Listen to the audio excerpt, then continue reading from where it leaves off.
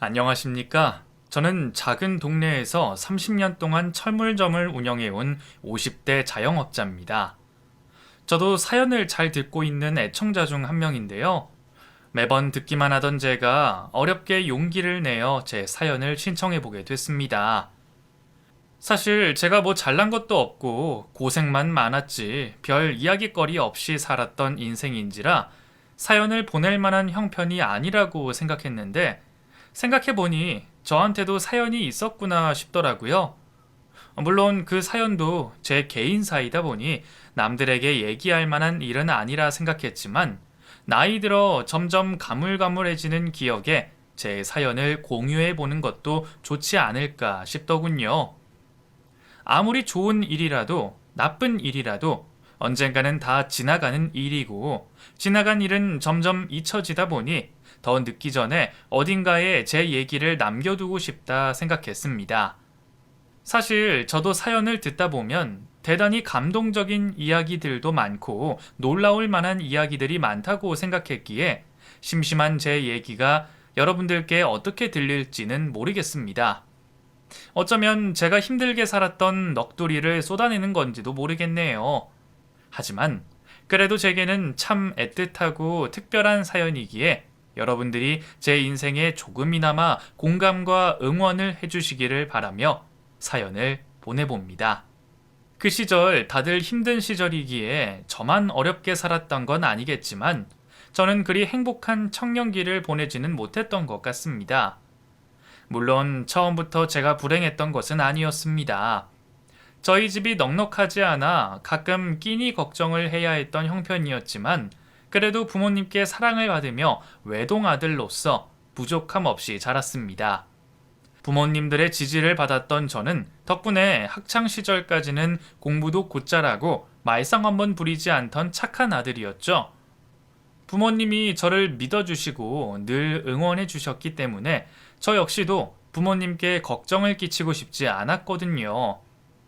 그때까지만 해도 저는 열심히 공부하고 노력하면 성공할 수 있는 길이 뚫릴 거라 생각하며 대학에 들어가서 훌륭한 사람이 되어 저희 부모님에게 호강을 시켜드릴 거라는 꿈을 꾸며 자랐습니다. 그렇게 동네에서 제일 유명하다는 고등학교까지 들어가며 저는 학업에 전념하려 노력했죠. 하지만 저는 너무 이른 나이에 부모님 상을 치르는 아픔을 겪어야만 했습니다.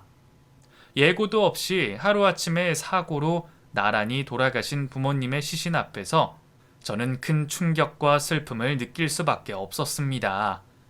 유일한 제 편이셨던 부모님의 부재는 그 나이에 제가 감당하기에는 너무 큰 시련이었죠.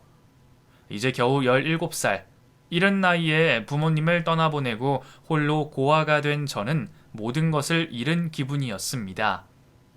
부모님 한 분만 돌아가셔도 정신을 못 차릴 텐데 하필 한날 한시에 부모님을 같이 보내드려야 했으니 제 심정이 어땠겠나요?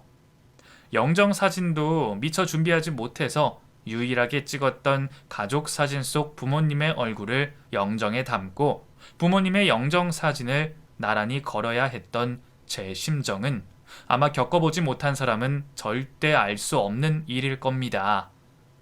그 앞에 양복도 제대로 맞지 않는 제가 상주 노릇을 하고 있었다는 게 참 기가 막힐 노릇이었네요. 동네 사람들도 그런 제 사정이 안타까운지 제가 참 재수가 없다며 한 소리씩들 하곤 했습니다. 그들 중에는 제 팔자가 드세서 부모님이 일찍 돌아가신 거라며 제 속을 긁는 사람들도 있었습니다. 하긴 그 시절 17살이면 그리 어린 나이가 아니었으니 남들이 보기에는 다 자랐다 싶어서 그런 말을 했을지 모르겠지만 그때까지도 저는 스스로가 한참 어리다 생각했습니다.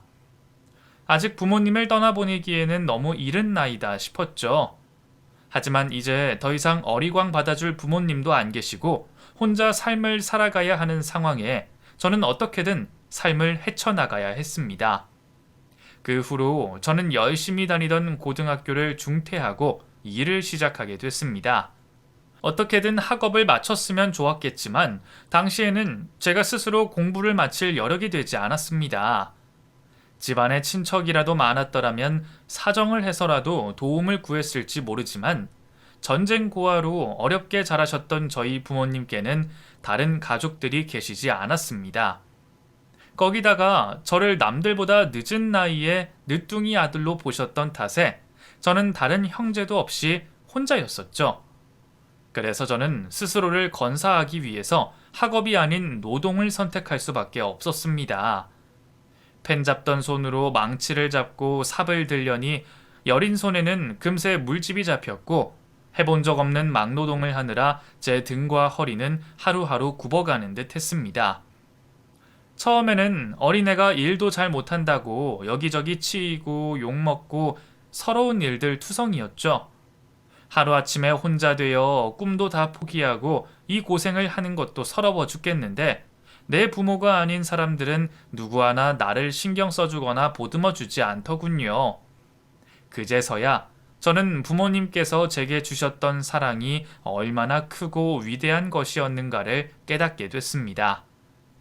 조건 없는 사랑이야말로 가장 큰 사랑일 테니까요. 그래서 저는 아무리 힘들어도 차마 인생을 포기할 수가 없었습니다. 저를 낳아주신 부모님을 위해서라도 제가 열심히 잘 살아가는 것이 부모님 살아생전 못다한 저의 효도일 거라 생각했으니까요.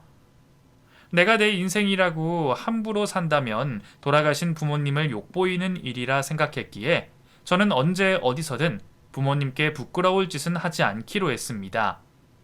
가끔씩 쉬운 유혹에 빠지는 일이 생기더라도 그때마다 부모님을 떠올리며 늘 마음을 다잡을 수밖에 없었습니다.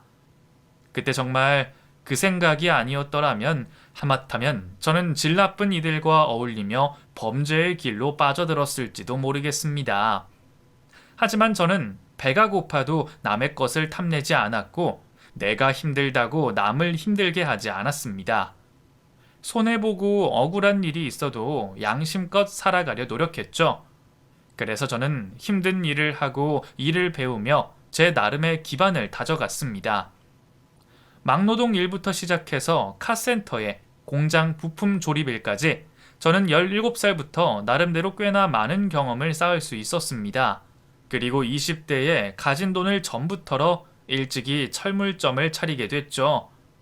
사실 제가 처음부터 철물점을 운영할 생각은 아니었습니다. 여기저기 떠돌이처럼 돌아다니며 살던 제가 지금 이곳에 자리 잡기까지는 순전히 우연이었죠.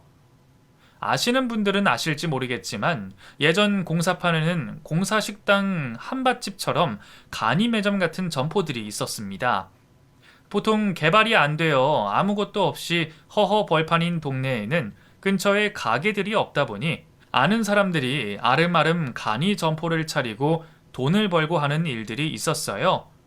거기서 공사장 인부들 상대로 커피나 담배도 팔고 필요한 일이 있으면 공사장에 쓰이는 철물이나 소모품들도 팔기도 하고 했었습니다.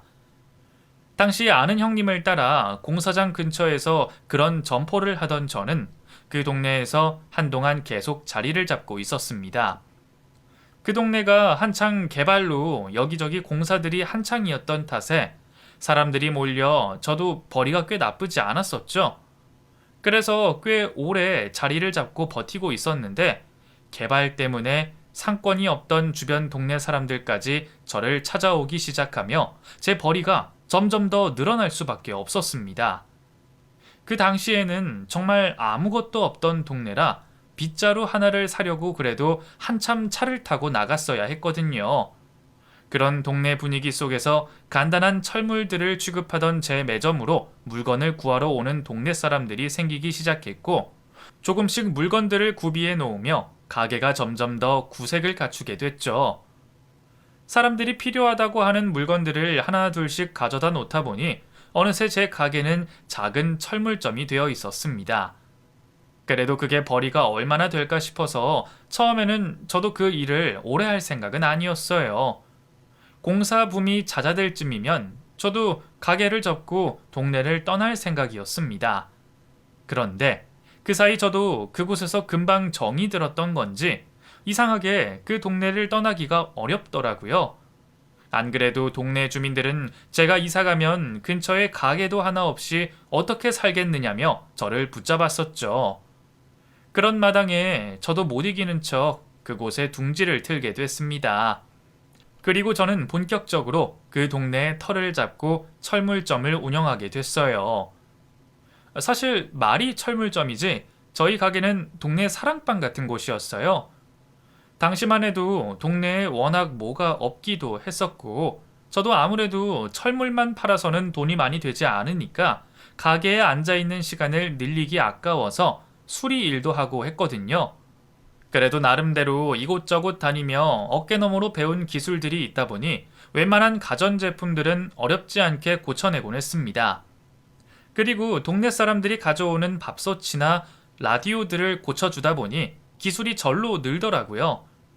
다들 어려운 형편이라 새 물건을 사기 난감한데 고장난 물건 고쳐줘서 고맙다는 사람들의 모습을 보는 게 꽤 보람있는 일이었습니다. 그렇게 그 동네가 좋아서 사람이 좋아서 저는 그곳에 터를 잡았습니다.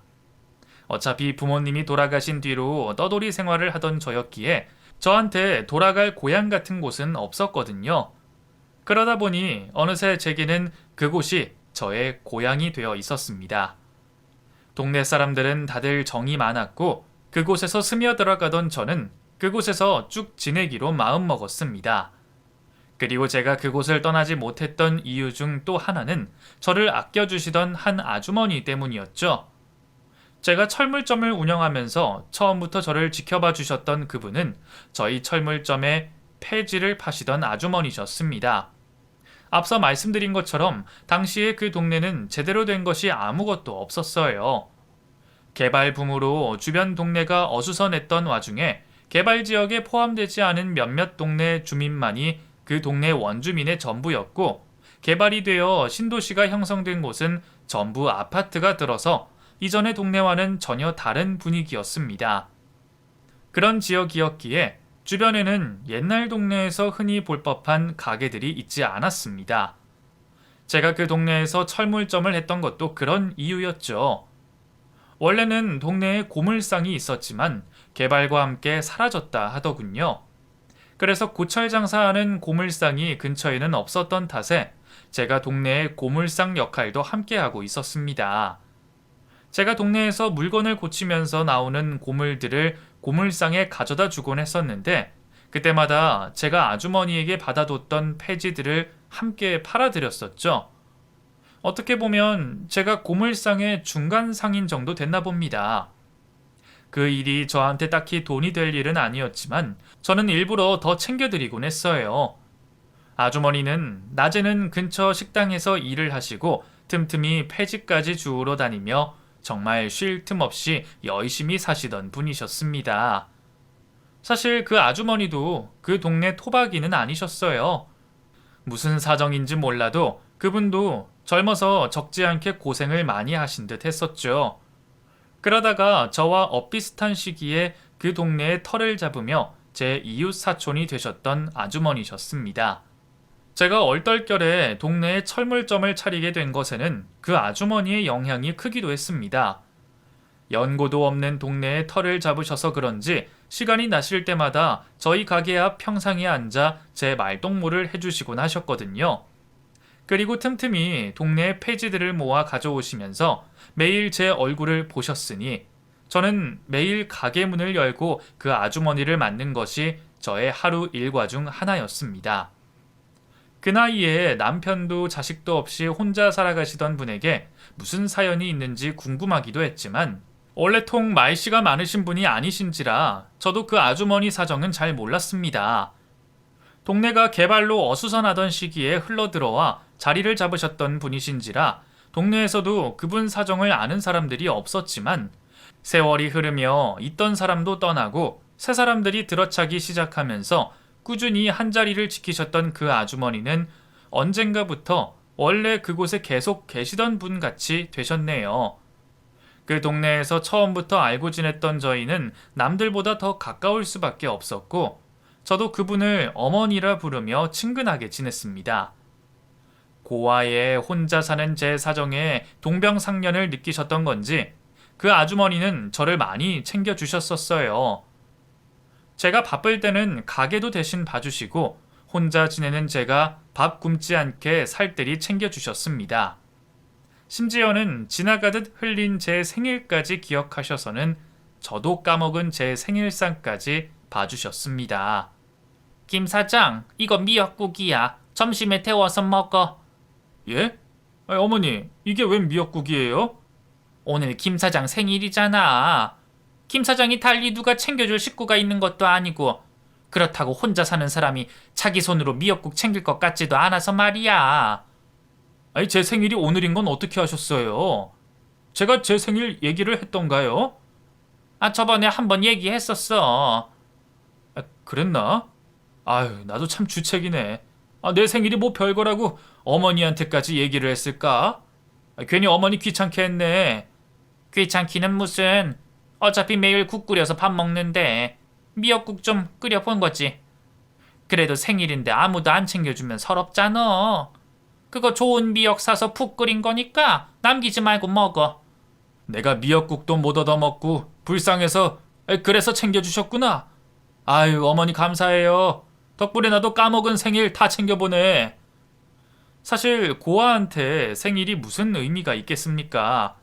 바쁘게 살다 보면 부모님 기일이 코앞에 다가올 때까지도 모르고 사는 일이 허다한데 부모님 기일이나 챙기는 게 전부였던 제게 제 생일은 그리 중요한 날이 아니었습니다. 물론 낳아주신 부모님께는 늘 감사한 마음이 있었기에 생일이면 한 번씩 돌아가신 부모님 생각을 하게 되겠죠. 그럼 나를 낳고 미역국 드셨을 어머니가 떠올라 괜히 또 마음이 아리곤했습니다. 이런 날 부모님과 함께 했으면 얼마나 더 좋았을까 싶어서 말이에요. 그래서 차마 챙기지 못했던 제 생일까지 챙겨주신 그 아주머니께 저는 감사할 수밖에 없었습니다.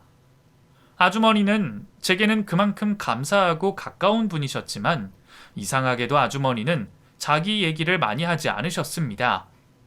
저희 부모님 돌아가시고 고생하며 살았던 얘기는 전부 들으셨으면서도 정작 본인 얘기는 하지 않으셨네요. 어쩌다 이 동네에 오게 되셨고 왜 가족 없이 지내시는 건지, 결혼은 하기나 하셨던 건지 저도 궁금한 게 너무 많았지만 아주머니는 아무런 말도 해주지 않으셨죠. 일부러 입을 꾹 닫으시는 걸 보면 분명 무슨 사정이 있기는 있겠구나 싶어서 저도 궁금한 마음에 은근슬쩍 캐물어 보기도 했지만 아주머니는 그럴 때마다 제 질문을 불편해 하시면서 절대 얘기를 하지 않으셨어요. 그래서 저는 아주머니가 정확히 연세가 몇이신지, 가족이 있는지, 심지어는 고향이 어디신지도 모르고 살았습니다. 매일 얼굴을 보고 가족처럼 알고 지낸 것 치고는 정작 저는 아주머니에 대해 아는 게 별로 없었네요. 아주머니에게 무슨 사정이 있으신진 몰라도 제게는 더없이 가까운 분이셨습니다. 저를 자식같이 챙겨주시는 아주머니께 늘 감사했던 저도 아주머니를 저희 부모님처럼 생각하며 외로우신 그분의 곁을 지켜드리려 했습니다.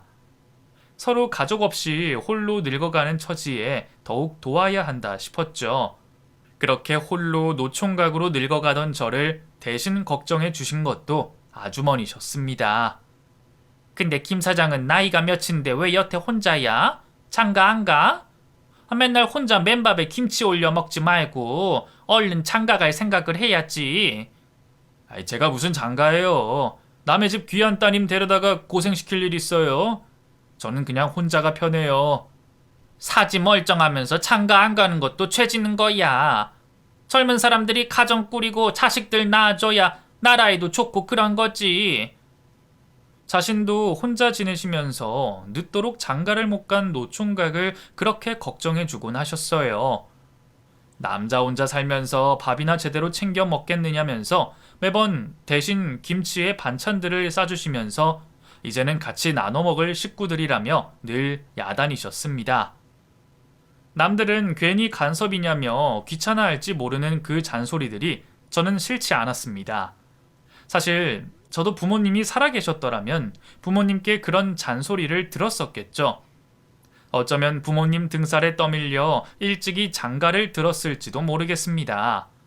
하지만 잔소리할 부모님도 안 계시고 혼자가 익숙하다 보니 저도 결혼 마음 먹기가 쉽지 않더군요. 주변에 나 좋다는 여자라도 있어야 생각이나 해볼 텐데 매일 철물점만 지키는 신세이다 보니 어디서 누구를 만날 여력도 되지 않았습니다. 그래서 30 중반이 다 되도록 혼자 노총각으로 늙어가던 저였습니다. 그런 제게 아주머니가 중매를 서주셨습니다. 식당 일 하시며 알게 된 아가씨라며 착하고 좋은 여자라곤 제게 한번 만나보라 하시더군요. 정말 괜찮은 아가씨야. 그쪽도 사정이 딱해서 혼기를 놓쳤는데 그래도 김 사장보다 4살이 어려. 원래 4살 차이는 궁합도 안 본다고 그랬어. 둘이 4살 차이면 아주 딱이지. 안 그래? 아니, 4살이고 뭐고 저는 괜찮다니까요. 여태 혼자 잘 살았는데 이제 와서 무슨 장가래. 그러니까 더 늦기 전에 장가가라는 거 아니야. 아유, 제발 한 번만 좀 만나봐. 정말 괜찮은 아가씨라 그러네. 내 소원이니까 한 번만 만나봐. 응? 처음에는 부끄러워서 싫다고 마다했던 저였는데 자신의 소원이시라며 하도 보채시는 아주머니 때문에 어쩔 수 없이 선을 보기로 했습니다. 대체 왜 그렇게 제 결혼을 바라시는 건지 모르겠지만 죽은 사람 소원도 들어준다는데 산 사람 소원이라는데 못 들어줄 게 뭐 있나 싶어 저는 마음에도 없던 선자리에 나가게 됐습니다. 그리고 그 자리에서 저는 그 여자에게 첫눈에 반해버렸죠. 화장기 없이 맑은 얼굴에 나이답지 않게 학생처럼 단정하고 정갈한 차림이 너무 예뻐 보였거든요. 그렇게 32살, 36살에 저희는 새로운 인연을 맺게 됐습니다. 그리고 저희는 이듬해에 조촐하게 식을 올리고 살림을 차리게 됐죠. 가게 차리고 10년째 제대로 집도 없이 철물점 뒷방에서 먹고 자며 살던 제가 모든 돈 탈탈 털어 작은 집을 얻고 내 명의로 처음 가져본 집에서 여자와 살림을 차리게 됐다니 정말 감개무량하기 그지없었습니다. 17살에 부모 잃고 그동안 의지할 곳 하나 없이 살다 보니 남들이 누리는 것 다 바라고 살면 안 되는 거라며 욕심도 꿈도 다 포기하고 살았던 제가 그제서야 사람답게 사는 모양이 됐지 뭐예요. 그래서 저는 저희를 엮어주신 아주머니께 너무나 감사했습니다. 그 후로는 저도 아주머니를 더욱 가깝게 여기며 더 챙겼습니다. 명절이면 같이 전도 부쳐 먹고 같이 가족 여행도 가고 심지어 저희 큰애 태어날 때 혼자 있던 제 아내 곁을 지켜주신 것도 아주머니셨어요. 하필이면 그때 제가 만삭 아내를 두고 멀리 볼일을 보러 다녀왔는데 오래된 차가 퍼져서 오도 가도 못하던 사이에 아내 혼자 진통으로 병원에 가게 됐습니다. 늦은 밤에 차는 고장났지 버스도 없지 발만 동동 굴리고 있는데 그때 아주머니가 저 대신 저희 아내의 출산을 도와주셨고 덕분에 아내가 무사히 아들을 낳을 수 있었죠. 그렇게 저희 집안 대소사까지 함께하며 의지하고 지낸 지도 벌써 30년이었습니다.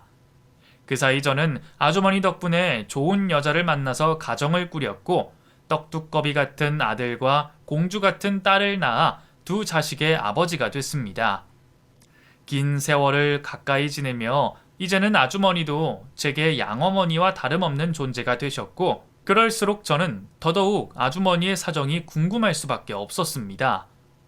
처음 이 동네에서 아주머니를 뵀을 때만 해도 저보다도 젊고 건강하셨는데 이제는 아주머니도 할머니 소리를 들을 만큼 나이가 지긋하게 드셨습니다.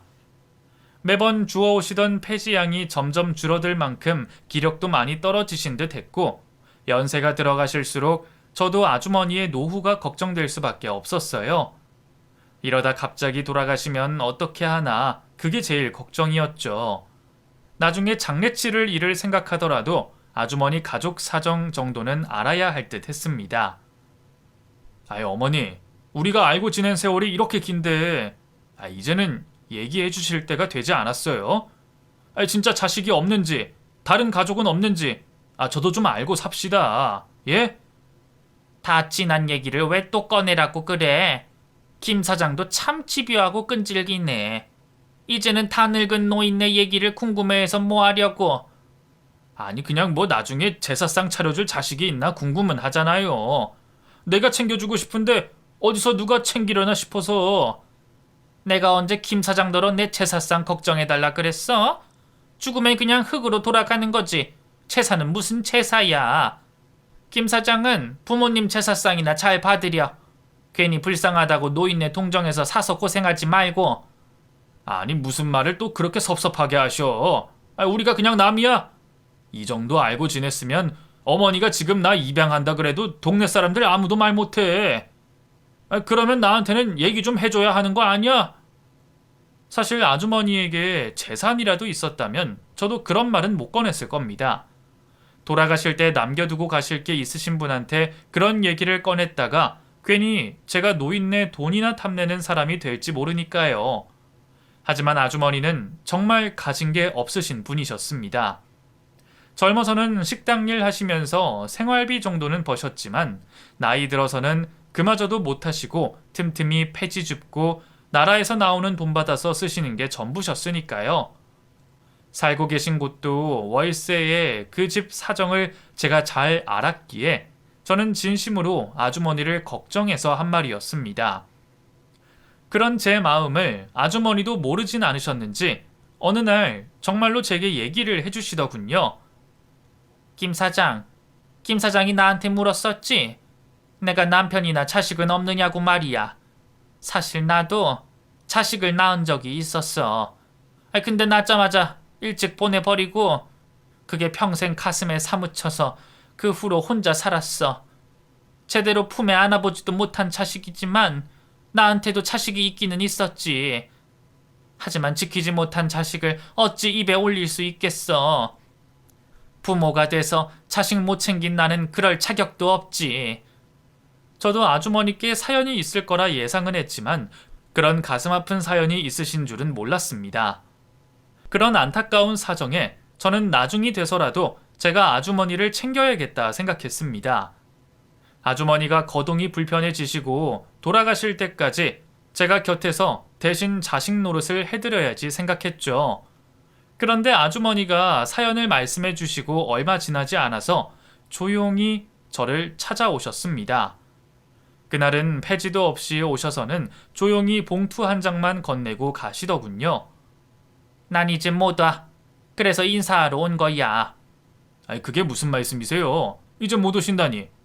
아니 갈 곳도 없으신 분이 어디 가신다고. 나한테 돈 묻지 말고 거기 다 써놨으니까 집에 가서 열어봐.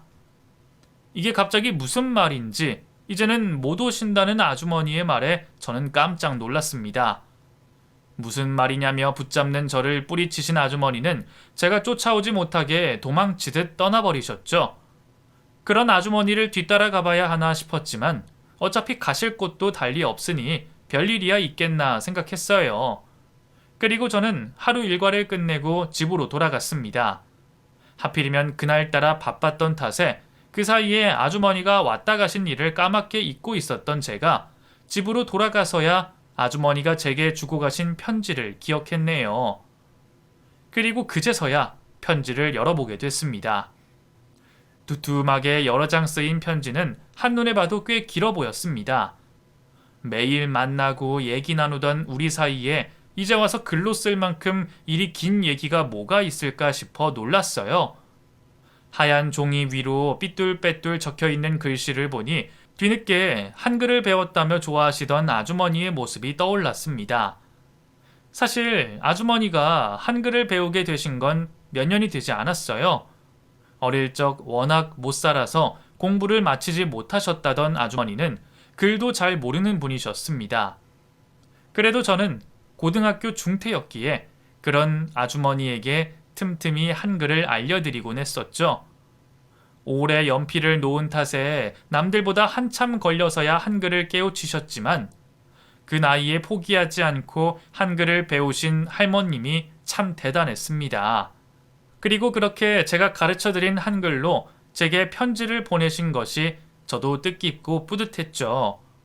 하지만 얼마 뒤 그 편지를 다 읽어내려간 저는 뿌듯함에 웃음기 서려 있던 얼굴에서 눈물이 멈추지 않게 됐습니다. 상철이 보거라. 지금부터 내가 하는 얘기를 놀라지 말고 잘 들어주거라. 우리가 그동안 오랜 세월 알고 지내는 동안 나는 너무나 행복하고 즐거웠다. 지은 죄가 있는 내가 도둑놈 심보로 행복을 얻었으니 참 염치가 없었지만 그래도 참 행복했다. 내가 내 손으로 버린 자식 곁에 머물면서 늘 죄지은 심정으로 지냈지만 그래도 즐거웠다. 덕분에 참 좋은 인생을 살다가 갈 수 있었어. 네가 살아가는 모습을 한 발 뒤에서 지켜보면서 엄마는 이제 더는 여한이 없을 것 같다. 내 이름을 부르시며 제게 어머니라 하시는 아주머니의 편지를 보며 저는 어리둥절할 수밖에 없었습니다. 제가 아주머니를 정말 양어머니처럼 챙기기는 했지만 편지 내용은 그것보다 더 애절해 보였거든요. 이게 무슨 말인가 싶어서 찬찬히 편지를 들여다보면 저는 까맣게 몰랐던 사실 앞에 놀랄 수밖에 없었습니다. 많이 놀랐겠지만 상철이 너는 내가 낳은 내 자식이란다. 내가 오래전 잃었던 아이가 바로 너였어. 내 손에 키우지 못한 너를 너희 부모님이 감사하게도 친아들처럼 길러주셨지. 그분들 생각을 하면 지금도 눈물이 날 만큼 죄송하고 감사하다. 평생 부모님을 친부모님으로 생각했던 제게는 더없이 충격적인 일이었어요. 생각해본 적도 없는 일이라 믿기 어려웠지만 편지를 읽어본 뒤에는 그 말을 믿을 수밖에 없었습니다. 이제 와서 내 사정을 이해받고 싶었던 것도 아니고 뒤늦게 부모 노릇을 하고 싶은 것도 아니지만 그래도 마지막에는 꼭 얘기를 해주고 싶었다. 내가 너를 미워서 버렸던 건 아니라는 걸 꼭 알려주고 싶었어. 너무 늦게 얘기하는 내 사정을 네가 이해해 줄지 모르겠지만 당시에는 나도 도리가 없었어. 나는 너를 너무 어린 나이에 가졌단다. 겨우 16살 난 처녀가 애를 뱄으니 주변에서도 다들 손가락질하고 가족이고 친구고 누구 하나 도와주는 사람이 없었지. 그래도 어떻게든 너를 키워보겠다고 지켜서 낳았는데 우리 어머니가 나 몰래 너를 고아원에 보내신 거야. 나한테는 애가 나오다가 죽었다고 해서 몇 년간은 나도 네가 죽은 줄만 알고 살았었다. 그렇게 첫 자식을 가슴에 품고 다 잊고 새 출발을 하려고 한 적도 있었지. 그러다 어느 날 네가 사실 죽은 게 아니라 고아원에 보내졌다는 걸 알고는 뒤늦게 네가 있다는 고아원을 찾아갔지만 그때는 이미 많이 늦었더구나. 내가 네 존재도 모르고 있던 동안 너는 이미 다른 집에 이방을 갔더구나. 그렇다고 이제 와서 내가 아이를 데려올 수도 없고 데려와서 잘 키울 자신도 없었지만 혹시나 고약한 집에 잘못 입양을 갔으면 어쩔까 싶어서 네 소식을 수소문할 수밖에 없었지. 그래서 네 소식을 찾았는데 다행히도 너는 마음씨 좋은 분들을 만나서 그 집에서 친자식처럼 잘 지내고 있더구나. 너희 부모님은 불임으로 너를 입양하신 분들이셨어. 그래서 네가 친자식과 비교당할 일은 없겠다 싶어서 나도 한시름 놓았었다. 네가 걱정 없이 잘 지낸다는 것을 알고는 나도 더 이상 너를 궁금해하지 않으려고 했어. 하지만 내가 너무 이기적이라 그런지 자식 소식을 모르고 살기가 어렵더구나. 그래서 가끔씩 네가 잘 지내나 지켜보러 한 번씩 너를 찾았었다. 나도 내 코가 석자라 매번 찾아갈 수는 없었지만 그래도 가끔씩 네가 어찌 살고 있는지 보는 것이 내 인생의 유일한 낙이었어.